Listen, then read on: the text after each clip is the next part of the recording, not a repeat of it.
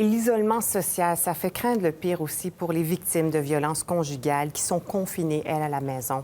Les centres d'aide sont contraints de réduire leurs services en raison de la crise sanitaire. Et Jean-Philippe, les appels téléphoniques sont en diminution chez les principales ressources. Oui, et contrairement à ce qu'on pourrait le penser, la diminution des appels téléphoniques, Karine, c'est vraiment pas un bon signe parce qu'en raison de l'isolement à la maison, il y a des femmes vulnérables qui sont confinées 24 heures sur 24 en compagnie d'un conjoint abusif. Et donc, elles n'ont plus ces moments, ces 30 minutes où elles pouvaient aller au magasin, par exemple, pour passer un appel, pour consulter, pour demander de l'aide.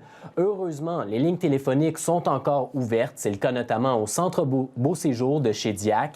Par contre, le personnel a été réduit au strict minimum. Il ne reste qu'une seule employée pour s'occuper justement des quelques femmes qui logent sur place présentement.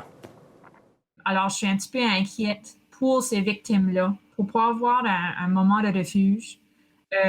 Puis, veux pas, avec beaucoup de stress économique dans la vie. Les enfants aussi sont à la maison. Alors, c'est tous des facteurs de risque qui pourraient augmenter la gravité de la violence chez les hommes et les femmes.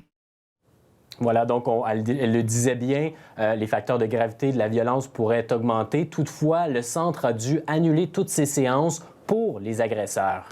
Les consultations sont aussi en diminution à Tracadie. Oui, donc l'accueil Sainte-Famille, même scénario que ce qu'on voit au centre Beau Séjour. Les effectifs sont réduits au minimum en raison de la distanciation sociale. Pourtant, au cours de la dernière année, le centre Sainte-Famille avait connu un achalandage record en 40 ans de service. Il y a entre 100 et 200 femmes qui sont desservies par l'accueil Sainte-Famille à tous les ans. Mais là, en ce moment, on a un problème. C'est pas facile d'organiser des transports pour aller chercher les femmes qui sont dans le besoin. On écoute la directrice générale. C'est pas la même chose que d'habitude. On sent vraiment de l'hésitation des femmes qui viennent consulter puis qui voient qu'une fois à l'intérieur de nos établissements, qui n'ont pas le droit de sortir, ils sont obligés de rester en isolement, ils sont obligés de rester en quarantaine, donc plus de contact. On n'est pas supposé d'avoir des contacts à l'extérieur tout de suite, mais là, quand tu es obligé de rester à l'intérieur d'un établissement à lequel tu n'es pas familier, on remarque que les femmes ont moins tendance à se tourner vers nos services. Ça, c'est une de nos grosses inquiétudes.